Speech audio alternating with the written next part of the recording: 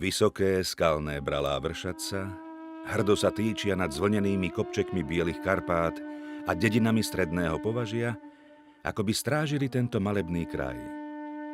Tajomné lesy sa tu ladne striedajú so zelenými lúkami, poliami a pasienkami. Krivoklátske lúky, zakvitnuté nekonečnou pestrosťou kvetov najrôznejších tvarov a farieb, sú rajom pre vzácne motýle i chrobáky. Očarujúce duby a buky Drieňovej, povesťami opradená dračia studňa i lednický hrad, ktorý dlhé roky odolával nájazdom nepriateľov i zubu času. Alebo Chmeľová a Bielý vrch, poskytujúci krásne výhľady na krajinu slovensko-moravského pomedzia, či orchideami rozvoniavajúca Nebrová a Brezovská dolina. To je len časť z obrazov, ktoré nám poskytuje tento nádherný kraj. Stačí sa len na malú chvíľu zastaviť, rozhliadnuť a venovať svoj čas čaru okolitej prírody.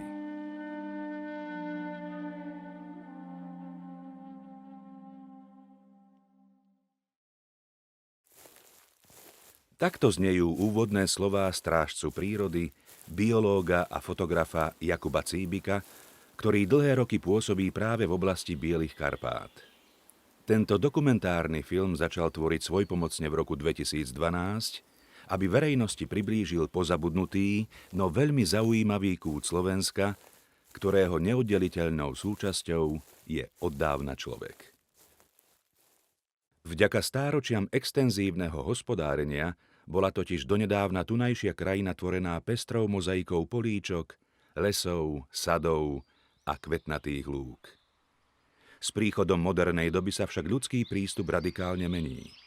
To sa nenávratne podpisuje predovšetkým na úbytku biodiverzity, čiže pestrosti a druhovom bohatstve rastlín, živočíchov aj celých ekosystémov.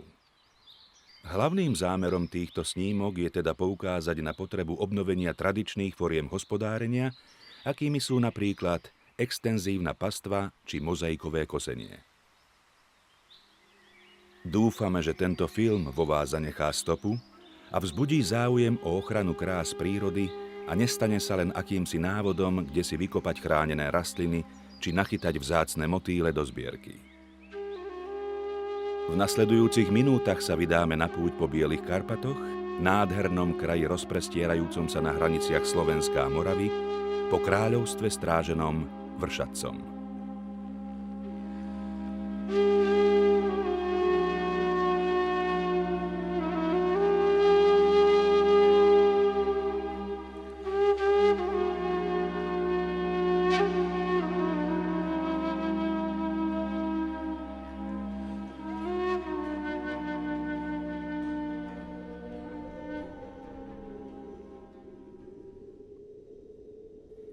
Je 21. december, deň zimného slnovratu a v horách Bielých Karpát práve vrcholí najstudenšie ročné obdobie. Výrazne sa prejavuje inverzný charakter počasia.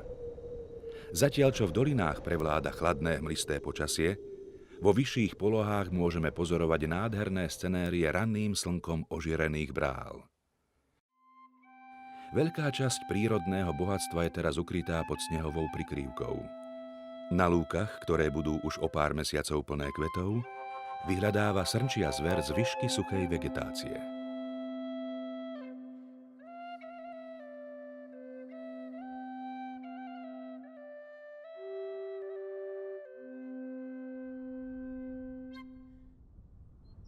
Biele Karpaty sú súčasťou vonkajších západných Karpát a tiahnu sa od Skalice až po mesto Púchov. V dĺžke asi 70 kilometrov tvoria prirodzenú hranicu medzi Slovenskom a Českou republikou. V roku 1979 bola časť nášho územia vyhlásená za chránenú krajinnú oblasť s rozlohou približne 44 000 hektárov. Zriadená bola za účelom zachovania a zveľaďovania ukážkových častí rázovitej krajiny, celkovej pestrosti flóry a fauny, ako aj rozptýlených prírodných útvarov a špecifických foriem historického osídlenia.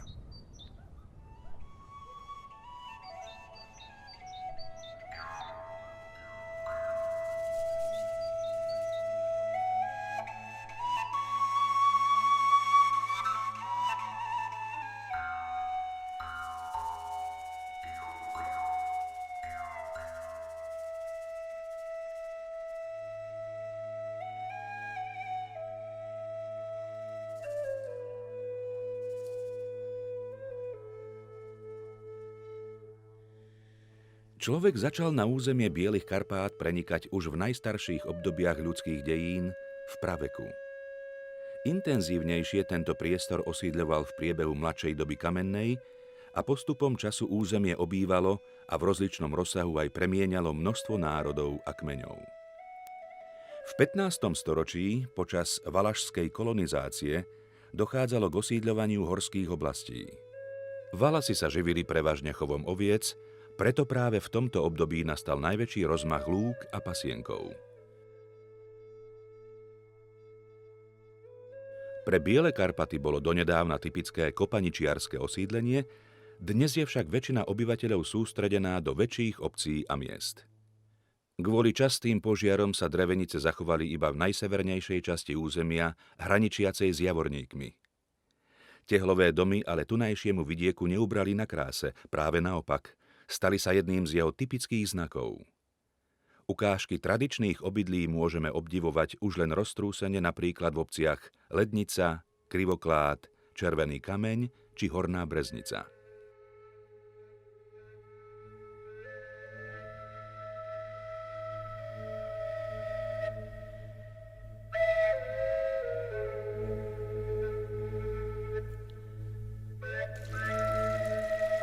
V minulom storočí bola ľudová architektúra takmer vytlačená socialistickou zástavbou a o jej zvyšky prichádzame aj dnes na úkor modernej katalógovej architektúry. Tá bohužiaľ nenávratne mení ráz miestnej krajiny a obraz vidieka.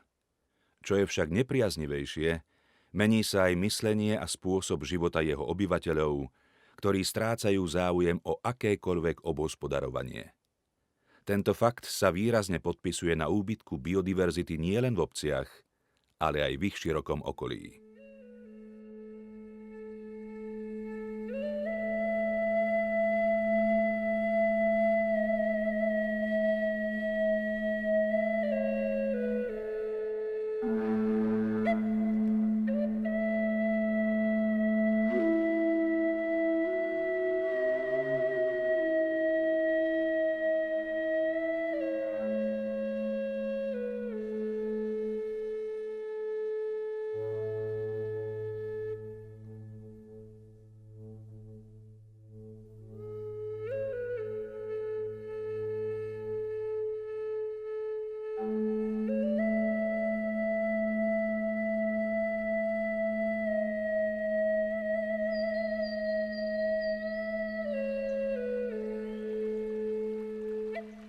Studená zima je na konci a po dlhých chladných mesiacoch konečne nastáva jar.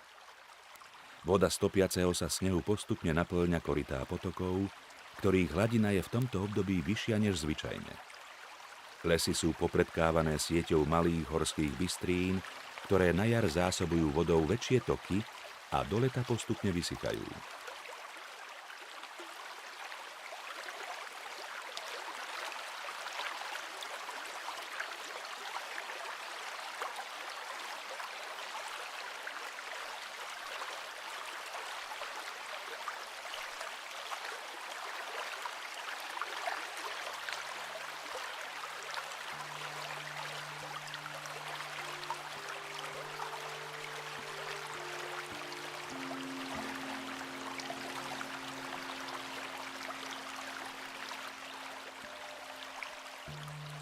Prírodná pamiatka Dračia studňa je najväčším penovcovým prameniskom celého pohoria.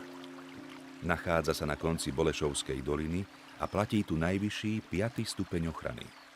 Vápencové penovce ukrývajú vzácne štvrtohorné fosílie a sú útočiskom pre ohrozené druhy živočíchov. Do Bolešovského potoka sa Dračia studňa vlieva v podobe jediného prírodného vodopádu v Bielých Karpatoch.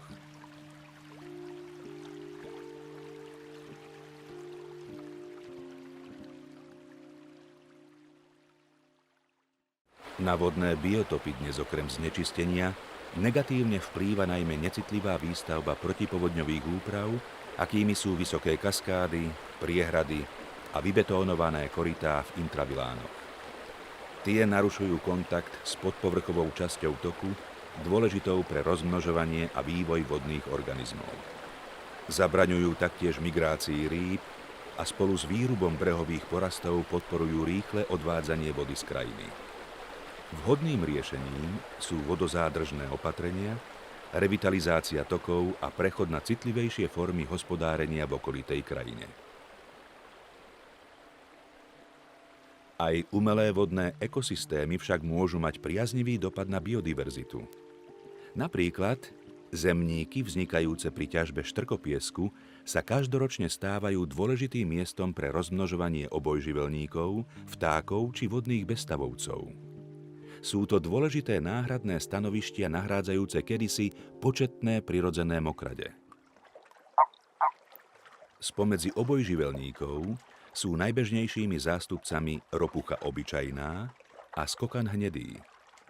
Na skorú jar možno sledovať úžasné prírodné divadlo, kedy sa na lokalitách zhromažďujú stovky jedincov s cieľom zabezpečiť novú generáciu potomstva.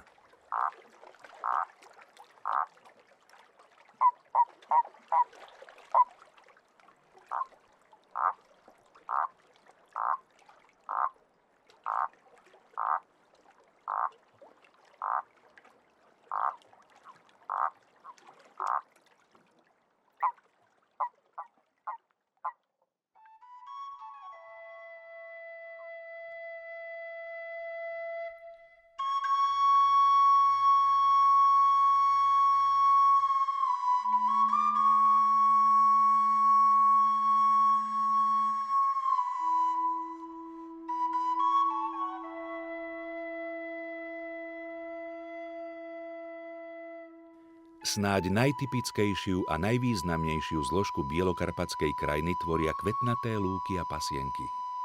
Hoci ide o človekom spolutvorené biotopy, svoje útočisko tu našlo mnoho dnes už ohrozených zástupcov fauny a flóry. Vďaka stáročnej starostlivosti tak vznikli cenné spoločenstvá, ktoré si v súčasnosti zaslúžia osobitnú ochranu.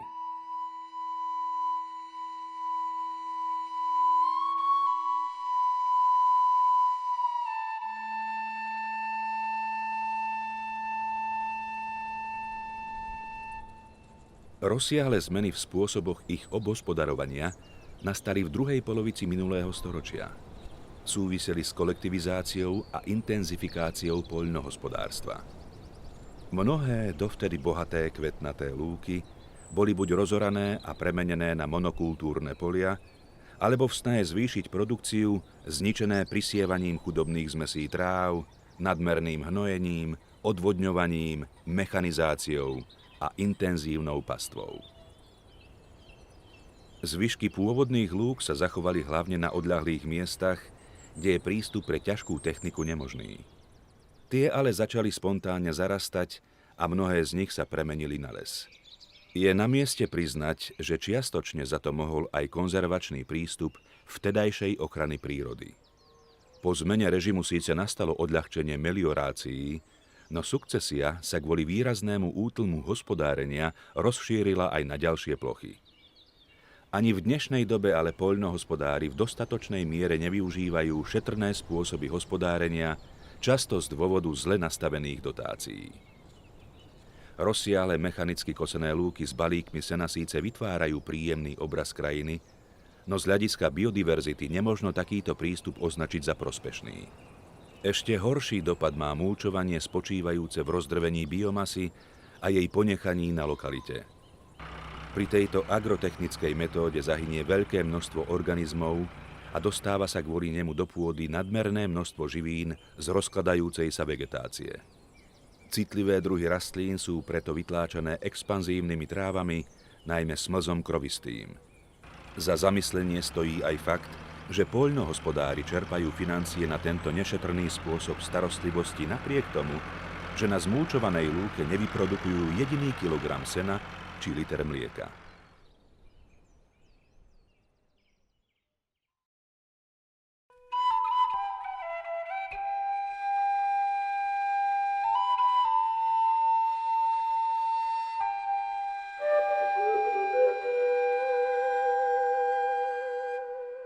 Aj napriek spomínaným problémom sa dodnes v Bielých Karpatoch zachovali druhovo pestré lúky a mnohé z nich boli vyhlásené za prírodné pamiatky a rezervácie.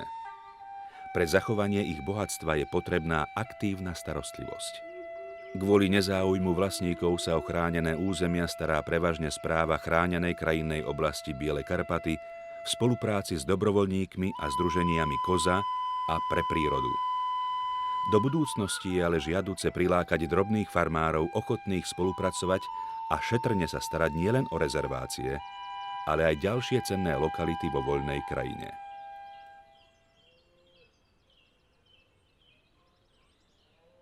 Hlavným spôsobom manažmentu lúk je ich kosenie. Optimálne sa vykonáva raz, prípadne dvakrát ročne ľahkou mechanikou.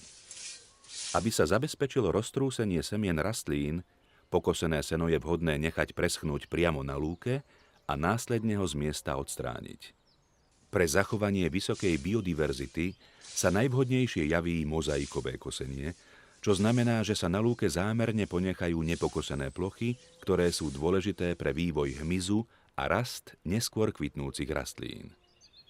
V časoch minulých by sme takúto mozaiku mohli pripodobniť hospodáreniu veľkého množstva gazdov na rozmerovo menších pozemkoch a samozrejme aj prejavom namáhavej ručnej kozby. Dnes vďaka modernej technike nie je problém pokosiť všetky lúky v regióne v priebehu niekoľkých dní, čo nesie svoje tienisté stránky predovšetkým v úbytku motýľov, chrobákov a včiel.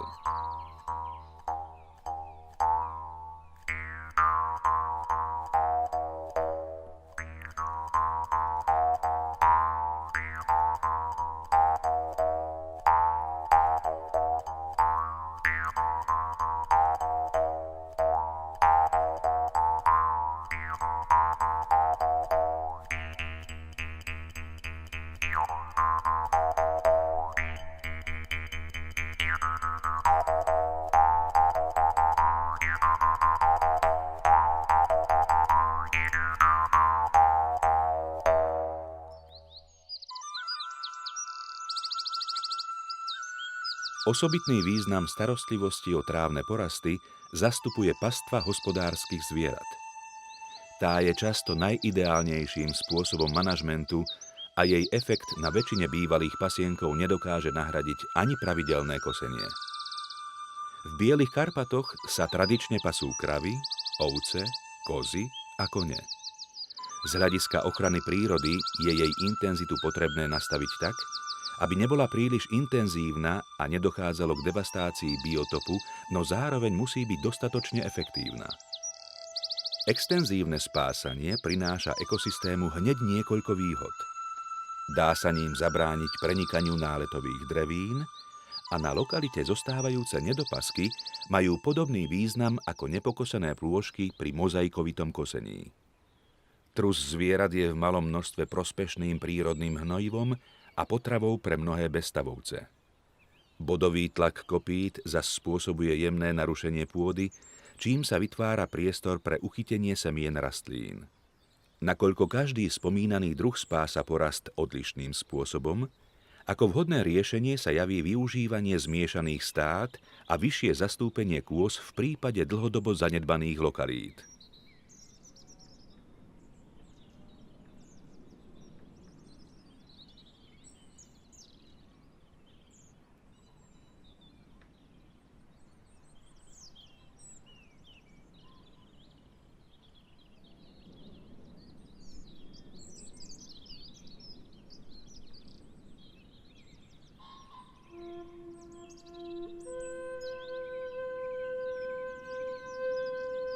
Pestrosť bielokarpatských lúg je okrem spôsobu hospodárenia aj odrazom rozmanitosti geologických a klimatických podmienok. Na mnohých lokalitách nájdeme súčasne penovcové prameniská a trvalo zamokrené plochy, ale aj mezofilné až suchomilné spoločenstvá. Ďalším významným faktorom je prekrývanie teplomilnej flóry zasahujúcej z juhu a chladnomilnej zo severu. Vďaka tejto diverzite tu nachádzame množstvo druhov kvitnúcich rastlín a tunajšia flóra patrí k najbohatším v Európe. Na ploche len 2 metrov štvorcových nezriedka nachádzame až 70 druhov rastlín, pričom ich celkový počet sa odhaduje na 1200.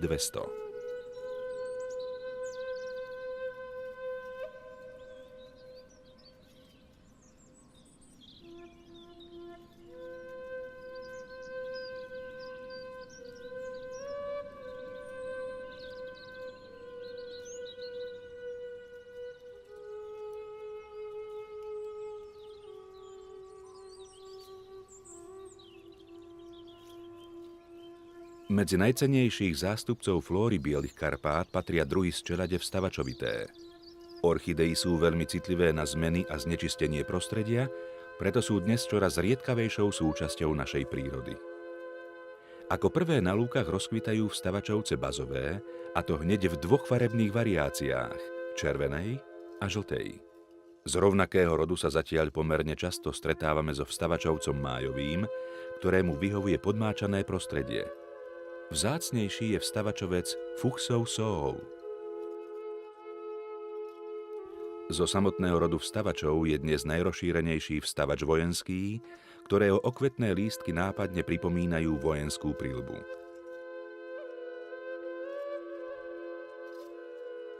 Vstavač mužský dostal názov podľa podzemných hľúc, podobajúcim sa na mužské semeníky. Kedysi bežným, no dnes celkom zriedkavým druhom je červenohlav obyčajný. V čase kvitnutia určite neprehliadnete päťprstnicu obyčajnú, ktorej stonka s bohatým okvetím dorastá až do výšky 80 cm. Pre pavstavač hlavatý je zas typické guľovité okvetie s množstvom drobných kvetov. Ľahko prehliadnutelným, ale taktiež nádherným zástupcom orchideí je Neotinea počerná letná. V blízkosti pramenísk sa darí najmä kruštíku močiarnemu.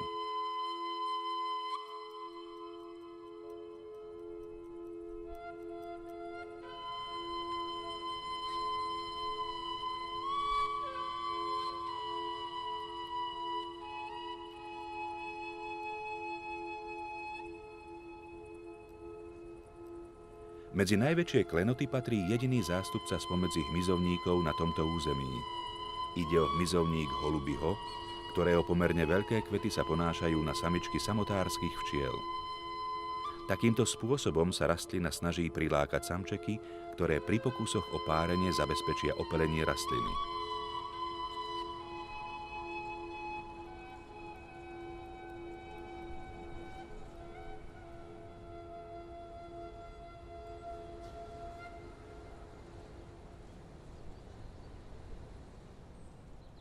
Nie sú to samozrejme len orchidei, ktoré obývajú lúčne spoločenstvá. Jednu z neveľkého množstva lokalít tu obýva napríklad popolavec dlholistý moravský. Za spomenutie stojí aj mečík škrydlicovitý, orlíček obyčajný, kosatec trávolistý, ľalia zlatohlavá, viacero druhov zvončekov a mnoho iných vzácnych, ale aj bežnejších druhov rastlín.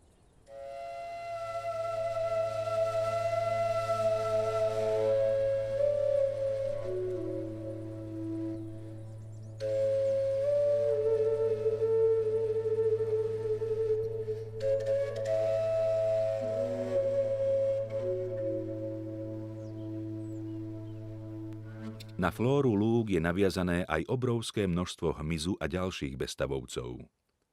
Hovoríme o najrôznejších zástupcoch pavúkov, blanokrídlovcov, motýľov či chrobákov. Hoci entomofauna nie je doposiaľ detailne preskúmaná, našlo sa tu mnoho druhov, ktoré sa s veľkou pravdepodobnosťou inde na Slovensku nevyskytujú. Neprehliadnuteľnou skupinou sú najmä denné motýle. Na Slovensku sa ich vyskytuje asi 160 druhov, no ich populácie sa v posledných rokoch zmenšili až o polovicu a mnohé sú dnes na pokraji vyhynutia. Značnú časť tvoria drobné modráčiky, veď len v Bielých Karpatoch žije okolo 20 druhov. Z ďalších rodov môžeme spomenúť napríklad ohniváčiky, hnedáčiky, očkáne, babôčky či vretienky.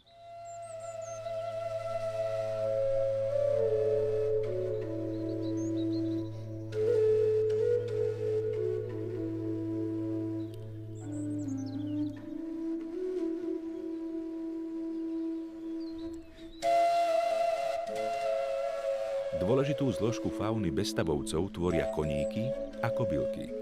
Tie sú potravou pre dravé druhy, akým je modlivka zelená, ktorá je v poslednej dobe pomerne hojne zastúpeným druhom.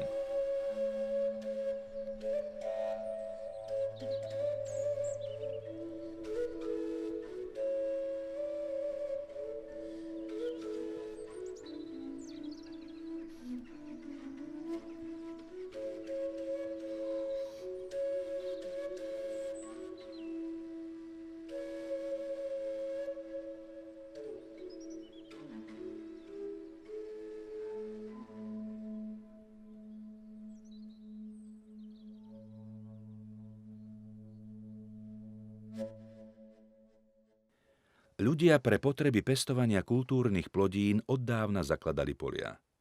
Naši predchodcovia prišli na zaujímavý systém ich krajinného usporiadania. Išlo o sústavy úzkych políčok a terás, ktoré navzájom oddeľovali remízky a medze. Obkolesené boli lúkami, pasienkami či drobnými lesmi. Takýto obraz krajiny sa dnes hľadá veľmi ťažko, a to nielen v Bielých Karpatoch. Ide o ďalší následok kolektivizácie, ktorá síce začala už krátko po páde feudalizmu, no najväčší rozmach dosiahla počas socializmu. Sceľovaním pozemkov, rozorávaním medzí, mechanizáciou a chemizáciou sa síce zvýšila produkcia poľnohospodárskych plodín, na druhej strane ale nastal rapídny úbytok biodiverzity polí. Rozmanité, neustále sa meniace políčka vytvárali priestor pre veľkú skupinu rastlín a živočíchov. Tie sa podľa potrieb mohli voľne presúvať na také plochy, ktoré najviac vyhovovali ich životným potrebám.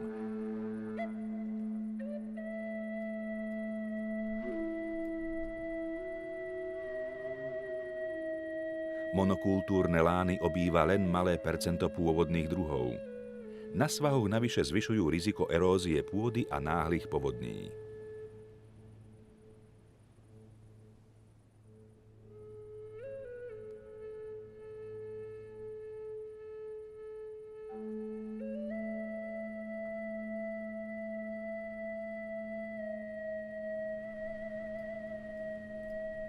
Významným krajinotvorným a ekologickým prvkom krajiny sú stromy a kroviny rastúce solitérne, alebo ako súčasť medzí, sadov a alejí. Medze sú akýmisi oázami života v agrárnej púšti, útočisko tu nachádza hmyz, vtáky aj cicavce.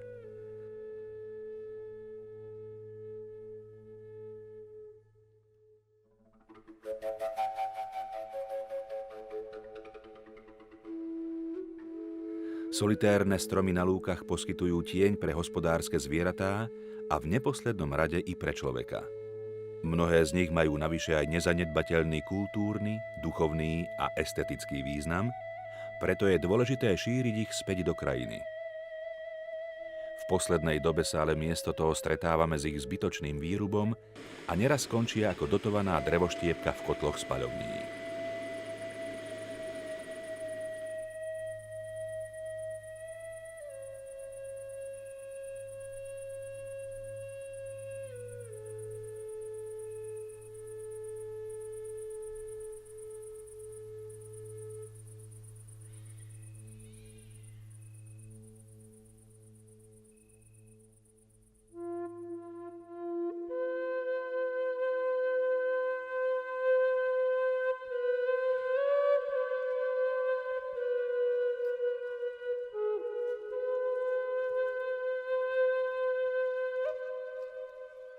Územím Bielých Karpát prechádza bradlové pásmo, ktoré sa najvýraznejšie prejavuje v severovýchodnej časti pohoria. Nachádzame tu preto niekoľko výrazných skalných dominant, ktoré v kontraste so zvlnenými vrchmi flišového pásma vytvárajú neopakovateľný ráz miestnej krajiny. Majú však aj obrovský ekologický význam, pretože ich obýva veľké množstvo vzácnych organizmov. Na bralách sa striedajú obnažené skaly a sutiny, teplomilné trávniky v minulosti využívané ako pasienky, ale aj pozostatky prirodzených lesov.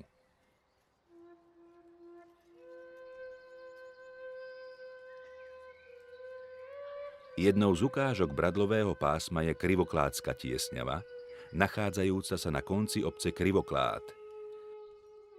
Dominantou obce Červený kameň je zase rovnomenné 45 metrov vysoké bralo. Dve nemenej významné lokality nájdeme aj v obci Lednica. Na ľavej strane doliny sú to Lednické skalky, na pravej sa týči Lednické bralo so zrúcaninou hradu z 13. storočia. O jeho záchranu sa dnes stará historicko-astronomická spoločnosť. Lednický hrad je ukážkou toho, že starostlivosť o kultúrne pamiatky možno prepojiť s ochranou prírody. Pod jeho hradbami sa totiž pásava stádo kôz, čo je ideálny spôsob manažmentu suchomilných stanovíšť.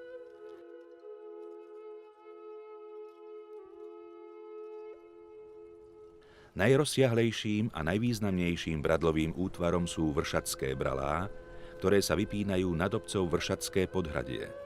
Vršatec, právom nazývaný korunou považia, je tvorený skalnými vežami a prevismi, ťažko prístupnými stenami a suťoviskami. Nájdeme tu dve jaskyne, Krasový prameň, ale aj zrúcaninu stredovekého hradu.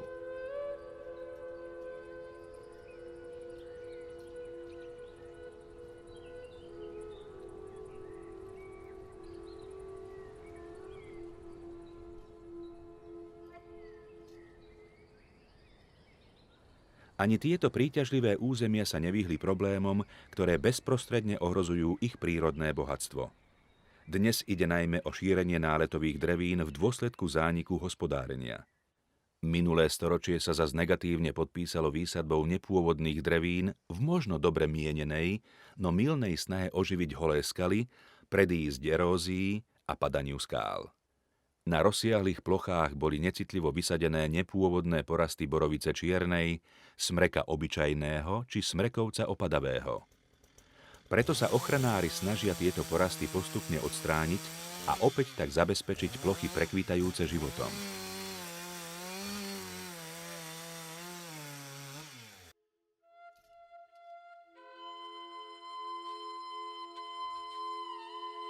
Na teplomilných a výslnných lúčkach sa vyskytujú pestré rastlinné spoločenstvá. Nájdeme tu napríklad astru alpínsku, fialku trojfarebnú, kruštík tmavočervený, taričník skalný, rozchodník biely a mnoho ďalších druhov, ktoré si zaslúžia zvýšenú ochranu.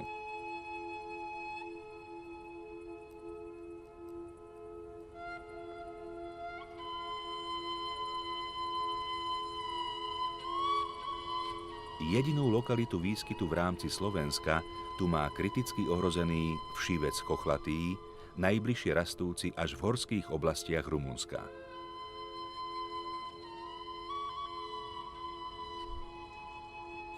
Tieto rastliny pochopiteľne lákajú aj veľké množstvo bezstavovcov, najmä motýle a samotárske včely. V skalných previsoch hniezdia viaceré druhy dravcov, medzi nimi aj sokol sťahovavý.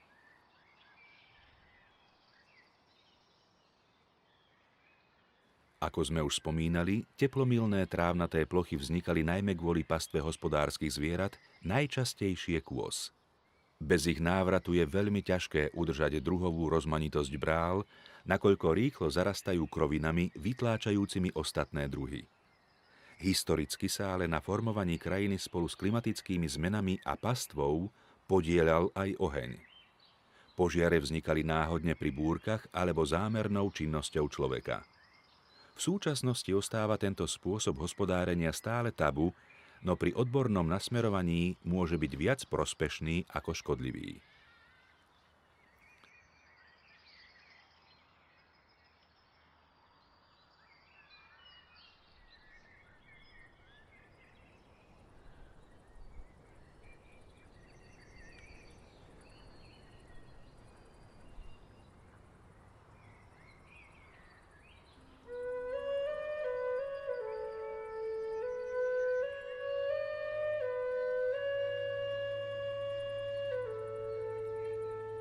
Na nelesné spoločenstvá vápencových brál je viazaný jeden z našich najväčších, najkrajších a najohrozenejších motýľov, jasoň červenooký.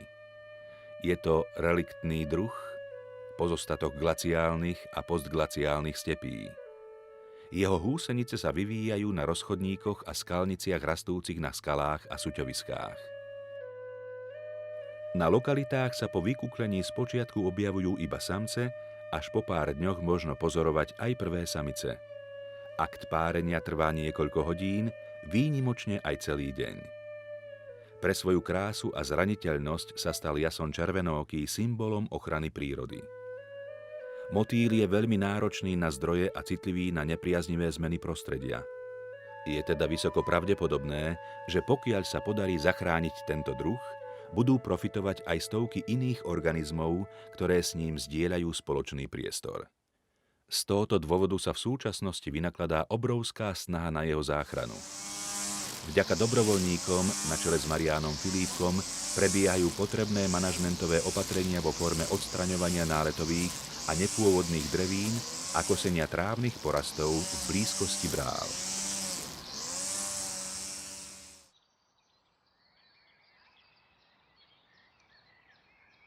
Tento nápadný motýl je ohrozený najmä postupným zarastaním a úbytkom vhodných biotopov.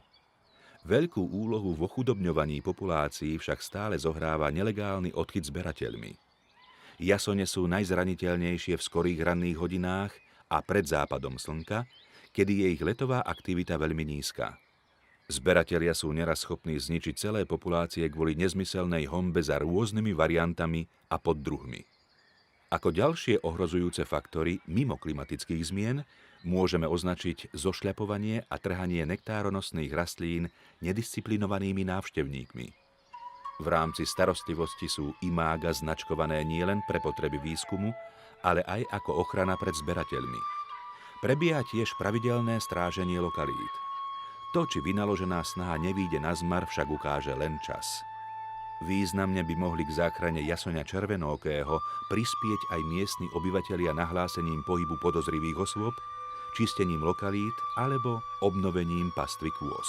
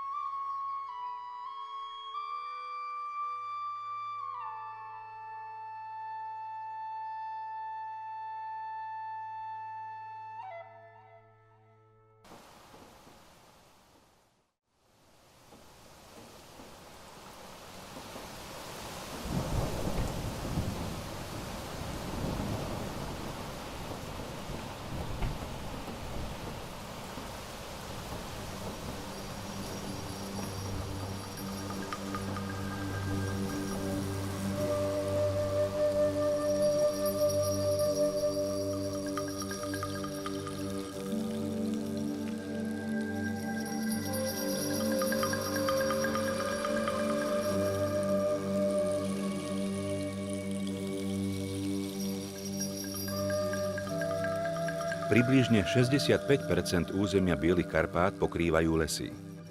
Dominantné zastúpenie v nich má buk lesný. Väčšina bielokarpatských lesov je intenzívne hospodársky využívaná, preto sú najväčšou hrozbou nevhodné spôsoby ťažby drevnej hmoty v podobe rozsiahlych holorubov a vytvárania množstva zvážnic. Mnohé lesy až donedávna vyzerali inak ako v súčasnosti. Bežná v nich bola pastva hospodárskych zvierat, ktorou ľudia plynule nadviazali na pastvu vyhubených veľkých bylinožravcov. Pastevné lesy boli svetlejšie a poskytovali priestor pre také druhy rastlín a živočíchov, ktoré nedokážu existovať v hustých zapojených lesoch. Pozostatky prírodných horských lesov sa zachovali len na miestach, ktoré boli pre zlú dostupnosť uchránené pred hospodárením. Medzi rozsiahlejšie zvyšky patria porasty na území Vršatca, Chmeľovej a Drieňovej. V týchto ekosystémoch je potrebné, na rozdiel od iných zložiek bielokarpatskej krajiny, ponechať prírodu bez zásahov človeka. Môžu byť priestorom pre štúdium vývoja lesov s následným využitím v ochranárskej aj lesníckej praxi. Zároveň zostávajú posledným útočiskom pre druhy, ktoré nenájdeme v otvorenej krajine ani v bežných hospodárskych lesoch.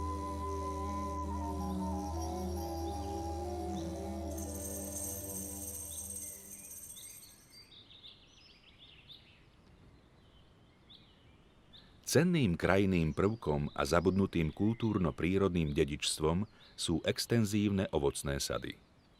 Kultúrny odkaz v sebe nesú tradičné a krajové odrody jabloní, hrušiek, čerešní a sliviek. Staré vysokokmeňové ovociny sú na rozdiel od moderných odrôd prirodzene odolné voči škodcom a nepriaznivým vplyvom počasia.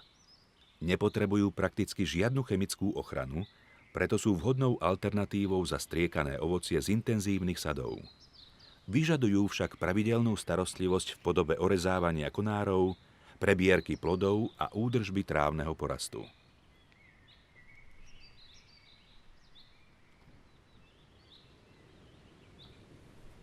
V dnešnej dobe vplyvom nezáujmu o pestovateľstvo extenzívne sady starnú, zarastajú a prestávajú plodiť ovocie.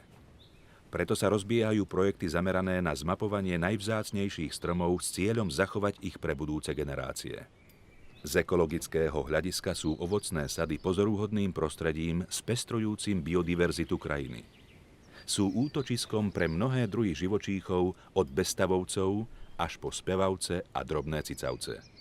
V bylinnom podraste zas nachádzame rastliny, ktorým vyhovuje polotieň tvorený korunami stromov.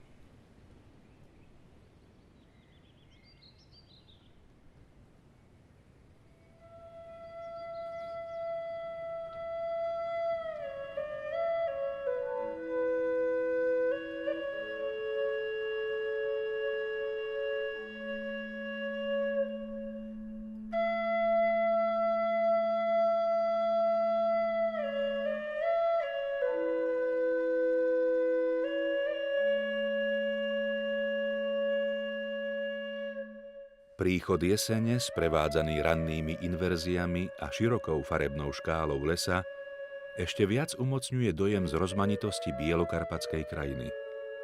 Zelené lúky, poorané políčka a pestrofarebné lesy vytvárajú mozaiku, ktorá sa stala domovom pre tisícky druhov živých organizmov.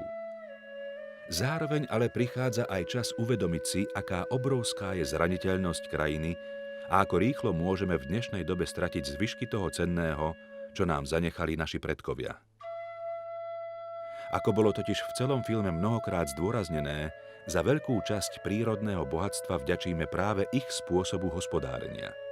Hoci nešlo o zásahy v snahe zveľaďovať prírodu, ale najmä o prežitie v nej, v konečnom dôsledku sú to práve tradičné metódy, ktoré sa ukazujú ako najšetrnejšie. Naša krajina si v súčasnom období prechádza mnohými negatívnymi zmenami, ktoré navždy menia jej tvár. Spomínaná mozaika sa nenávratne vytráca a v krajine zostávajú len dva extrémy. Na jednej strane je to hustý hospodársky les a monokultúrne polia či lúky bez života na strane druhej.